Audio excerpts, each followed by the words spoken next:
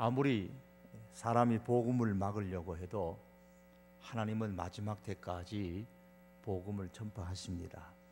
다만 시대마다 누구를 사용하시는가가 다를 뿐입니다. 그런 면에서 하나님의 손에 들려 쓰임 받는 사람이나 교회나 그 나라는 복이 있습니다.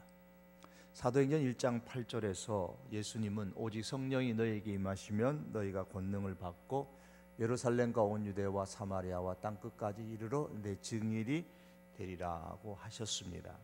이 말씀의 의미를 제가 지난번에 말씀을 드렸습니다. 두 가지로 생각할 수 있는데 그 중에 하나가 성령이 충만하게 임하시면 그때가 바로 복음이 본격적으로 전파되는 시작점이 될 것이다 라는 겁니다. 실제로 오순절 성령 충만 사건이 있은 이후부터 복음은 계속 힘있게 전파되어졌습니다. 사도행전을 보시면 교회가 세워진 이래로 앞에서 살펴본 바와 같이 6장까지는 예루살렘의 복음이 왕성하게 전파되는 모습을 보여주었습니다. 교회를 통해서, 사도들을 통해서, 성도들을 통해서 복음이 예루살렘에 전파되어 수많은 사람들이 예수님을 믿게 되었습니다. 이전에 유대교에 있던 많은 제사장들까지도 예수님을 믿는 놀라운 일들이 일어났습니다. 이것을 정리하면서 6장 7절에 가면 하나님의 말씀이 점점 왕성하여 예루살렘에 있는 제자의 수가 더 많아지고 허다한 제사장의 무리도 이 도에 복종하니라, 이렇게 결론을 지었습니다. 참으로 흥분되는 일이고 감동되는 일입니다. 그러나 사도행전 1장 8절은 예루살렘만이 아니라 온 유대와 사마리아와 땅끝까지 내 증인이 되리라고 하셨습니다. 그렇게 복음이 전파되는 것이 하나님의 계획입니다. 그런데 유대의 성도들이 예루살렘 지역에서만 바글바글 모여서 복음을 믿고 전했습니다. 그래서 하나님께서 핍박의 칼을 빼어 드셨습니다. 이제 하나님께서는 고난이라는 방법을 동원하여서 복음을 전파하시기 시작했습니다. 물론 앞전에도 예수님은 베드로와 요한을 옥에 갇히게 하는 그런 위협하는 그런 일들이 있기는 했지만은, 그러나 본격적인 핍박을 통한 고난은 7장에서 스데반의 순교를 통해서 핍박의 첫 신호탄을 올리고, 그리고 8장에서 대대적인 핍박으로 인해서 고난이 일어나게 되는 것을 볼 수 있습니다. 1절에서 3절의 말씀이 그 내용입니다. 사울은 그가 죽임당함을, 즉 스데반이 죽임당함을 마땅히 여기더라. 그날에 예루살렘에 있는 교회에 큰 핍박이 있었다고 말씀합니다. 이 핍박에 특별히 사울이 앞장서서 교회를 잔멸하는데 3절에 보시면은 각 집에까지 찾아가서 수색하고 남녀 가리지 아니하고 성도들을 끌어다가 옥에 넘겼습니다. 상황은 더 이상 성도들이 예루살렘 지역에 머물 수 없게 되어졌습니다. 그래서 흩어지기 시작했습니다. 예루살렘을 벗어나서 다른 유대 땅으로, 그리고 사마리아 땅으로 도망을 갔습니다. 그런데 도망가면서 그들은 복음의 말씀을 전했다고 성경은 말씀합니다. 4절에 보시면 그 흩어진 사람들이 두루 다니며 복음의 말씀을 전할세 그랬죠. 우리나라에서 일어난 6.25 전쟁에 대해서 여러 관점에서 볼 수 있지만, 교회사적인 관점에서 볼 때에 6.25 전쟁은 하나님께서 북한 성도들을 남한 땅으로 흩으셔서 이 남한 땅 전국에 교회를 세우시는 하나님의 방법이었다라고 그렇게 말하는 사람들이 있습니다. 일면에 보면 긍정적이죠. 6.25 전쟁이 일어나기 전까지 이 남한보다도 북한이 훨씬 더 복음이 왕성했었습니다. 특별히 그 중에 평양은 한국의 예루살렘이라는 별명이 붙을 정도로 거룩한 도시였습니다. 우리 교회의 이름처럼 성도였죠.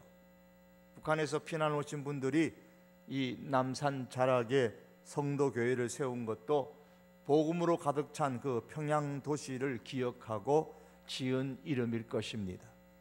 거룩한 도시 평양을 생각하면서 그 날이 다시 회복되기를 바라는 마음으로 거룩한 도시라라는 뜻으로서 성도교회라 그렇게 지은 것인 줄 압니다. 우리 성도교회가 그러했던 것처럼 전쟁으로 인해서 남한 땅으로 피난 온 성도들이 저 남한 곳곳에 흩어지면서 교회를 세웠습니다. 그런 교회들이 이 남쪽 전국 각지에 흩어져 있습니다. 제가 이전에 있었던 노회가 경평노회였는데요, 이 경평이라 하면 경성, 즉 옛날 서울의 이름이죠. 경성과 평양을 줄여서 경평이라고 붙인 겁니다. 여기에 평양이 왜 들어가냐면 경평노회가 이전에는 서평양노회에 소속되어져 있었는데 서평양노회에서 둘로 갈라졌기 때문에 평양이 들어가서 경평노회였습니다. 그리고 이 서평양은 그 이전에는 평양노회였지요. 초창기의 평양노회는 이북에서 내려오신 목사님들이나 성도들이 세운 그 교회들로 이루어져 있었습니다. 하나님은 성도들이 한 곳에 몰려 있는 것을 좋아하지 않으십니다. 예루살렘과 온 유대와 사마리아와 땅끝까지 내 증인이 되라는 말씀은 복음을 가지고 흩어지라는 뜻입니다. 만일 성도들이 스스로 복음을 가지고 흩어지지 아니하면 하나님께서 강제로 흩으셔서 복음을 유대와 사마리아와 땅끝까지 가도록 만드십니다. 우리는 이 모습을 7장으로부터 시작해서 본격적으로 8장에서 보게 됩니다. 예루살렘에만 흥황하던 교회가 큰 박해로 인하여서 흩어진 사람들이 두리다니며 복음의 말씀을 전파하게 되었는데, 그들은 예루살렘뿐만 아니라 이제는 유대와 사마리아 모든 땅으로 흩어졌습니다. 그리고 5절에서 흩어진 성도들 중에 빌립이 사마리아 성에 내려가서 그리스도를 백성에게 전파하였다고 했습니다. 그리고 25절과 26절에 보시면 성령의 지시를 받았던 빌립 집사님은 가사로 내려가는 도중에 있는 광야에 가서 에디오피아 여왕 간다게의 모든 국고를 맡은 관리인 에디오피아 사람에게 복음을 증거했습니다. 그리고 40절에 보시면 빌립은 아소도 지역의 여러 성을 다니면서 복음을 전하고 가이사라에까지 갔다고 했습니다. 이 지역들은 모두가 예루살렘을 벗어난 지역입니다. 아소도는 과거에는 블레셋 도시 중에 하나였던 아스도스의 그리스 이름입니다. 가사와 욥바 사이에 중간 지점이 있지 않나 그렇게 말하는 사람들도 있습니다. 그리고 우리가 사도행전 11장으로 가면 11장 19절과 21절의 말씀에 흩어진 성도들이 복음을 전하는 장면을 보게 됩니다. 19절은 이렇게 말합니다. 11장 19절에는 그때에 스데반의 일로 일어난 환난으로 말미암아, 오늘 본문 1절의 초도와 같죠. 흩어진 자들이 베니게와 구브로와 안디옥까지 이르러 유대인에게만 말씀을 전하는데, 여기 나오는 지명들은 다 지중해와 붙어있는 그 연안에 있는 도시들입니다. 그 중에 구브로와 구레네 몇 사람이 안디옥에 이르러 헬라인에게도 말하여 주 예수를 전파하니 그랬습니다. 오늘 본문에서는 유대와 사마리아 땅으로 갔고, 저 11장에 가면 유대뿐만 아니라 이제 헬라인 이방인에게까지 가서 복음을 전했다고 했습니다. 주의 예수를 전파하니 주의 손이 그들과 함께 하심에 수많은 사람들이 믿고 주께 돌아오더라고 했습니다. 이렇게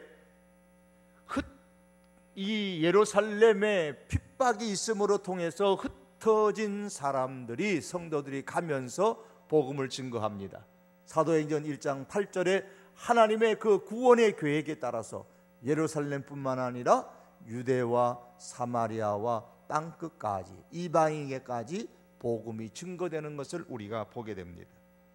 그런데 스스로 그들이 나서서 복음을 증거한 것이 아니고 하나님께서 핍박이라는 것을 주니까 어쩔 수 없어서 그들은 흩어질 수밖에 없었고, 흩어지면서 복음을 증거한 겁니다. 이뤄볼 때에 고난은 복음을 전파하시기 위해서 흩으시는 하나님의 방법 중에 하나입니다. 왜 하나님께서 이렇게 하십니까? 모든 시대, 모든 지역, 모든 사람이 복음의 말씀을 들어야 하고 믿어야 하기 때문입니다. 만일 복음이 유대인들만의 말씀이라면 한 곳에 모여 있는 교회에 박해를 가해서 흩어질 필요가 없으셨을 겁니다. 복음이 유대인들만의, 예루살렘인들만의 말씀이라면 박해로 인해서 도망다니면서 복음을 전파할 이유도 없었을 것입니다. 그들이 사방으로 흩어져서 복음을 전했다는 것, 특별히 유대인뿐만 아니라 유대인들이 가장 싫어하고 상종하지 않았던 사마리아인들과 헬라 이방인들에게까지 복음을 전했다는 사실은 하나님은 모든 지역의 모든 사람들이 복음의 말씀을 듣기를 원하신다는 뜻입니다. 예수님은 자신을 일컬어서 세상의 빛이라고 하셨습니다. 세상 어디에도 빛이 필요하지 않는 곳은 없습니다. 빛이 필요하지 않는 사람이 없습니다. 이처럼 세상의 모든 곳에 모든 사람에게는 다 예수님이 필요합니다. 예수님은 온 세상의 구원자이십니다. 바로 저와 여러분의 구원자이십니다. 여기에 기독교의 보편성과 배타성이 함께 존재하고 있습니다. 온 천하 사람들을 위한 복음이라는 점에서 기독교는 보편성을 갖습니다. 특정한 어느 한 지역의 사람이나 특정한 한 부류의 사람에게만 주어지는 복음이 아닙니다. 보편적인 복음입니다. 또한 천하의 구원을 줄 수 있는 분은 오직 예수님의 이름 외에 없다는 점에서 배타성을 갖습니다. 오늘과 같이 포스트 모던 시대에 살아가는 현대인들에게는 이 말이 매우 귀에 거슬리지는 말이지만 모든 종교의 구원이 있는 것은 아닙니다.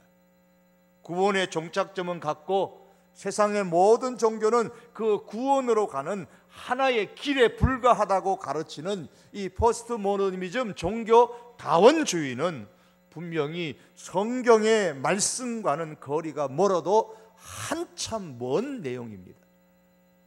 오직 예수님만이 유일한 구원의 길이기에 초대교회 성도들은 흩어져서 복음을 증거했습니다.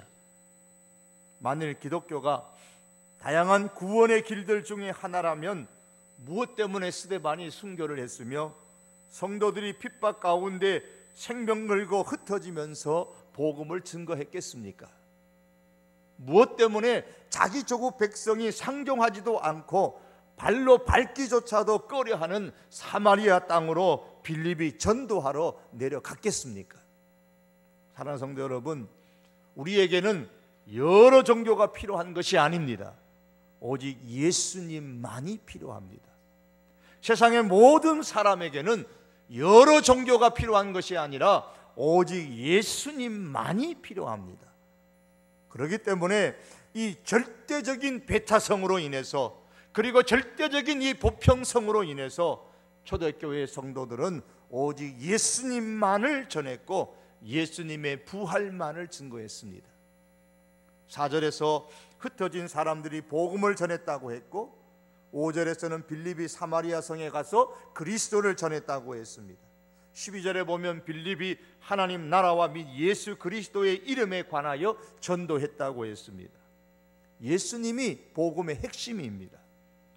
예수님만이 그러시도시고 구원자이시기 때문에 그러했습니다. 유일하신 구원자이신 이 예수님을 전하지 아니하고 교회 안에서 그냥 모여서 이것이 가장 좋다고 하면 반드시 그 교회에는 문제가 발생하게 됩니다.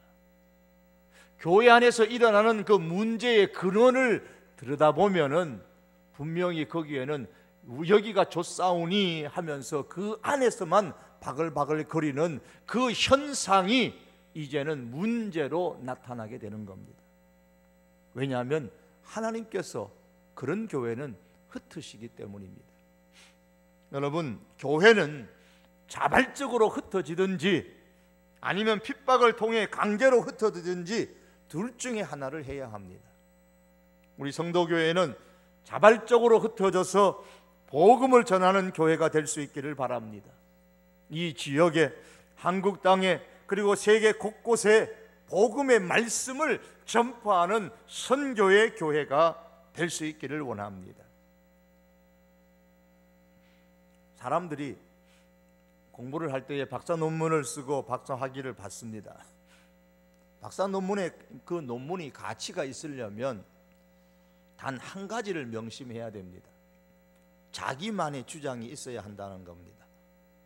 아무리 많은 페이지의 글을 논리정연하게 적는다고 할지라도 이미 이전에 이 땅에서 주장되어진 내용을 결론으로 제시한다면 그것은 박사 논문으로서의 가치가 없는 것입니다. 비록 한국에서 쓴 글이라고 할지라도 저 미국이나 저 유럽이나 다른 나라의 그 누가 이미 먼저 주장했던 내용을 결론으로 쓰면 그것은 박사의 논문으로서 전혀 가치가 없는 겁니다. 인정을 해주지를 않습니다.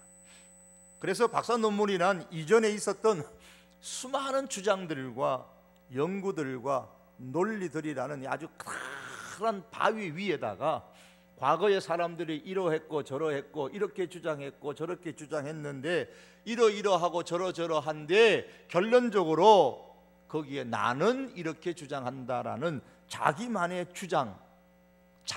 주장이라는 아주 독특한 작은 돌 하나를 큰 바위 위에 올려놓는 것입니다. 자기만이 가진 그 작은 돌 하나를 만들기 위해서 이전까지 있었던 수많은 그러한 주장과 연구와 논리들을 끄집어 아주 큰 바위를 형성해 놓고 그 위에다가 자기 돌을 하나 올려놓는 것이 박사 논문입니다. 그 자기만의 그 작은 돌 하나를 만들기 위해서 수년 혹은 10여 년이 넘는 시간 동안 연구를 거듭하는 겁니다. 제가 이런 말씀을 드리는 것은 박사 논문이나 박사 학위를 말하려고 하는 것이 아닙니다. 교회를 말하려고 하는 겁니다. 사람들로 이루어져 있는 이 세상에 있는 수많은 공동체, 수많은 단체들 중에 하나가 교회입니다. 교회도 외견상으로는 사람들이 모이는 공동체잖아요. 단체입니다. 그럼 교회만이 가지고 있는 독특성은 어디에 있는 겁니까? 박사 논문에서 말하는 자기만의 돌 하나가 교회에 적용하면 그게 뭘까요? 박사의 논문은 이전에 그 누구도 주장하지 않았던 자기만의 독특한 작은 돌을 올려놓는 것이라면 교회의 독특성은 교회마다 자기의 것을 만드는 것이 아니라 성경으로 돌아가서 성경에서 그 작은 돌 하나를 찾아야 합니다.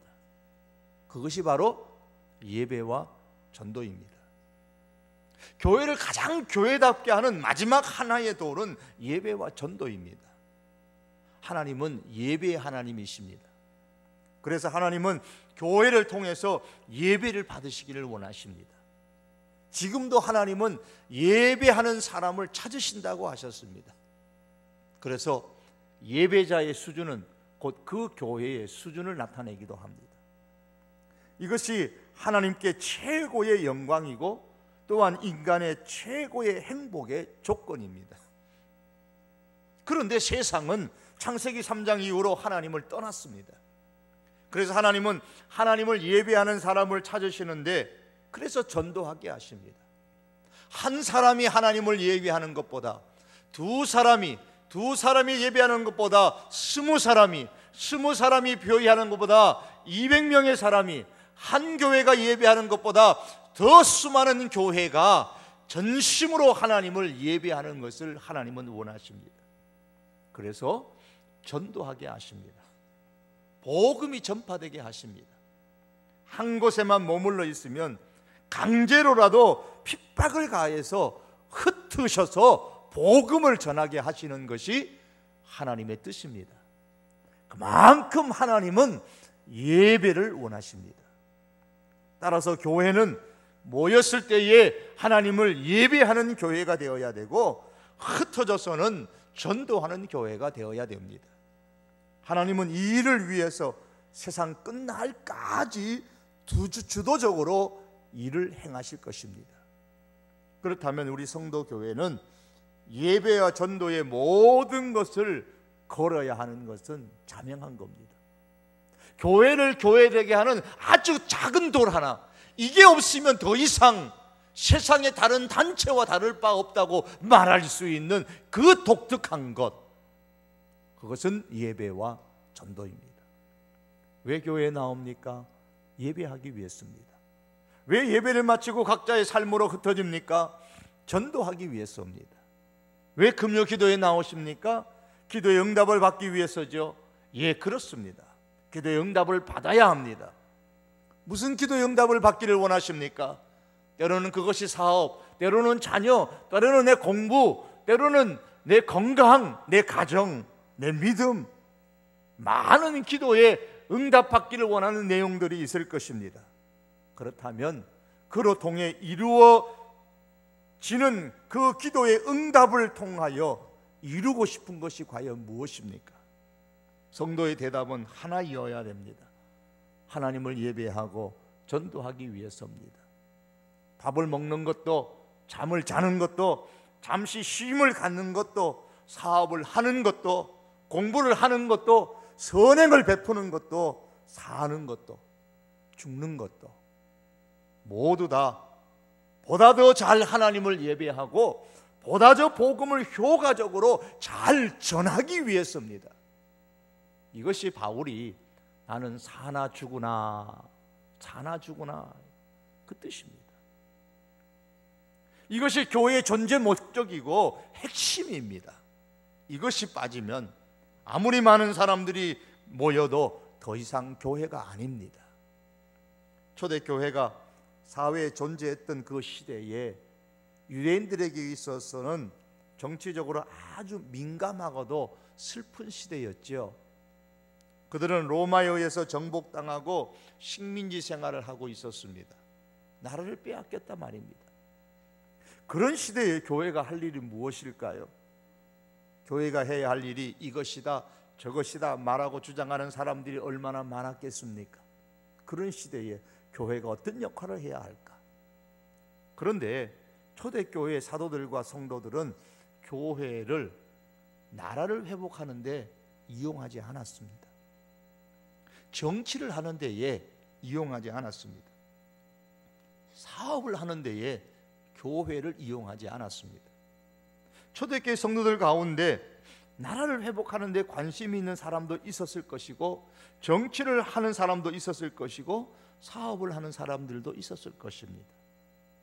그러나 그런 것은 모두 다 자신의 개인적인 관심이고 개인적인 자격으로 하는 일이었지, 교회를 자신의 관심사로 자신의 개인적인 일로 교회 전체를 끌어들이는 것은 없었습니다.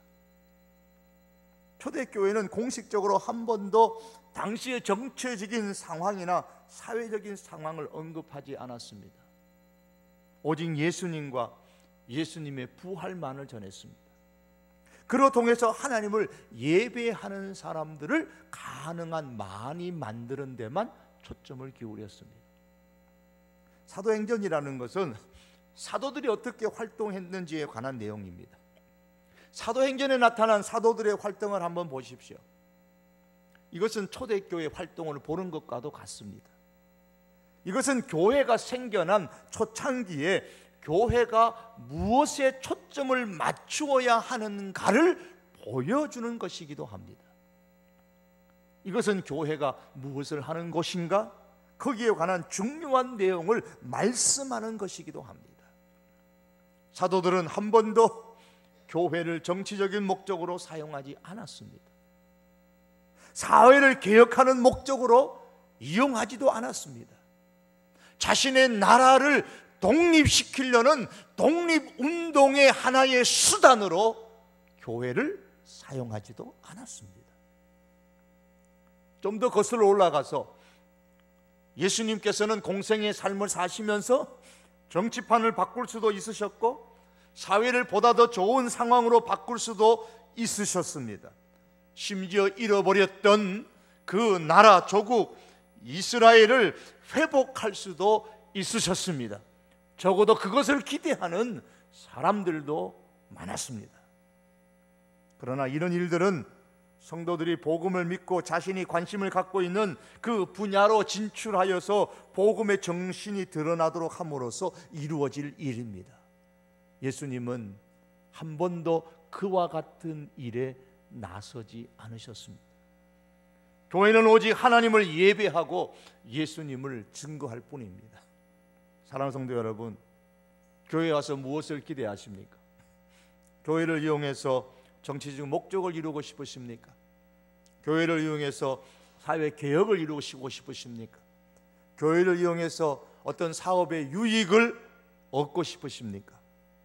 혹 출발은 그렇게 되었다 할지라도 결과는 오직 예수님을 나의 구원자로 믿어 예배하고 복음을 전파하는 것을 교회의 존재 목적이요 우리의 신앙의 주된 목적으로 삼을 수 있어야 합니다.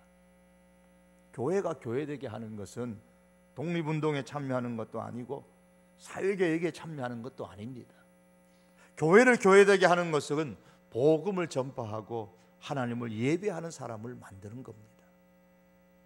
이 예배와 전도를 보다 더 많은 사람들이 할 수 있도록 내가 믿는 그 예수님의 마음, 내가 믿는 그 예수님의 정신, 그 예수님의 삶을 교회 밖으로 가지고 나가서 개인적으로 개인이 관심 있는 사회의 각 분야에서 마음껏 드러날 수 있도록 우리가 힘써야 하는 겁니다. 최근에 우리 교회 청년들이 둘이서 오병이어라는 이름을 가지고 하나님의 기적을 기대하면서 매주 금요일 기도회가 마친 이후 시간에 노숙자들을 대상으로 주님의 이름으로 선을 베풀고 있다는 그런 말을 제가 제 귀에 들렸습니다. 내게 주신 하나님의 은혜를 무엇으로 갚을 수 있을까 신앙적으로 고민하면서 작은 믿음의 발걸음을 딛고 싶었던 청년들의 신앙이 정말 귀하지 않습니까? 이렇게 우리는 예수님의 마음을 가지고 우리가 속해 있는 사회 각 분야에서 믿음으로 반응을 나타내어야 합니다. 분명히 그렇게 해야 됩니다. 그러나 그러한 선행을 베푸는 궁극적인 핵심 역시도 하나입니다. 하나님을 예배하는 사람으로 만드는 것입니다. 즉 예배와 전도입니다. 왜 교회가 그렇게 해야 됩니까? 복음만이 사람을 변화시킬 수 있고 복음만이 사단의 권세에 억눌려 사는 인간을 해방시켜서 큰 기쁨을 줄 수 있기 때문입니다. 우리가 떡을 주는 것은 보다 복음을 잘 받아들일 수 있는 마음밭을 만들기 위한 것입니다. 떡을 주는 것으로 그쳐버리면 그것은 사회, 교회가 아니라 사회 많은 자선단체에서도 할 수 있는 일입니다.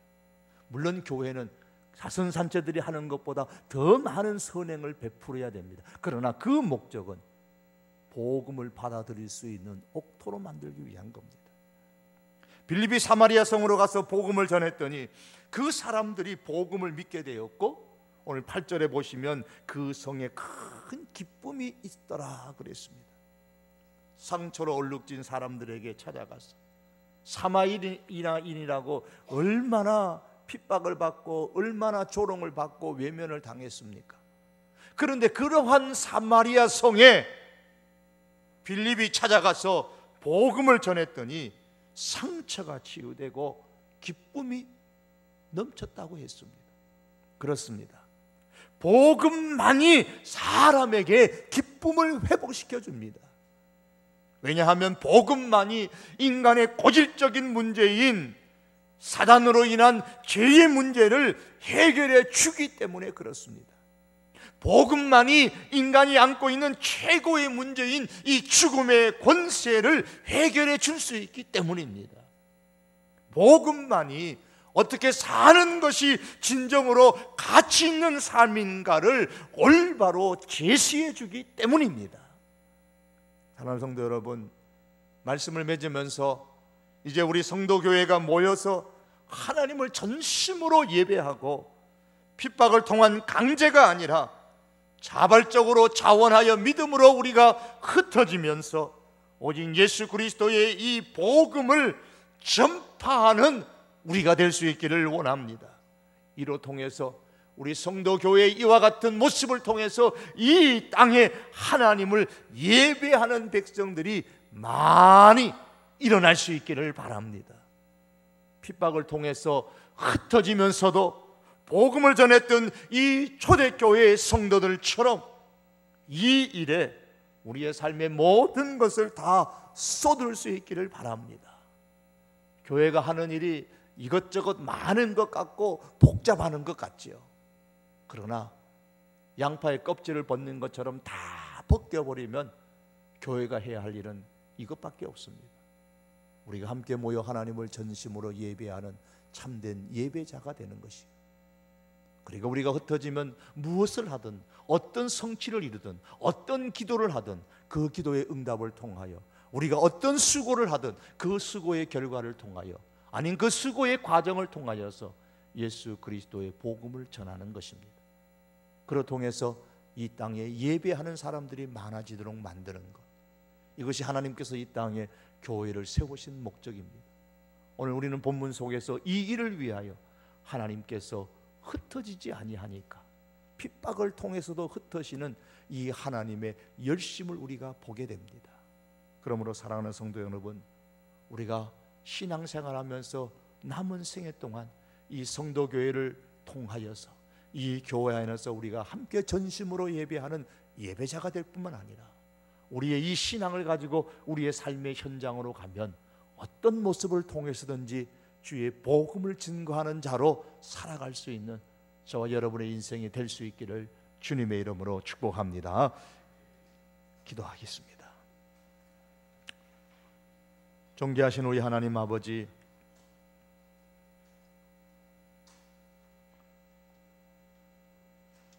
예배하는 자를 찾으시며 예배를 통하여 영광을 받으시고 예배를 통하여 인간을 행복하게 하시는 하나님의 놀라운 섭리를 말씀을 통하여 우리가 깨닫게 하시고, 핍박을 통해서라도 흩어지게 만드시고 복음을 전파하게 만드시는 하나님의 그 섭리와 하나님의 그 뜻을 우리가 헤아려 알게 하셔서, 하나님, 우리 성도교회가 좋다고 함께 모여서 우리끼리만 이 안에서 정말 좋아하고 우리끼리만 서로 교제하고 우리끼리만 그저 사귀는 것으로 끝나지 않게 하시고, 하나님, 우리가 흩어져서 살아가는 모든 삶의 목적이 오직 생명의 복음, 구원을 주는 복음, 삶을 변화시키는 이 복음을 전파하는데 우리의 모든 힘을 다 쏟을 수 있는 우리 교회가 되게 하시고 우리 성도들이 다 될 수 있도록 은혜를 베풀어 주시옵소서. 예수님의 이름으로 기도하옵나이다. 아멘.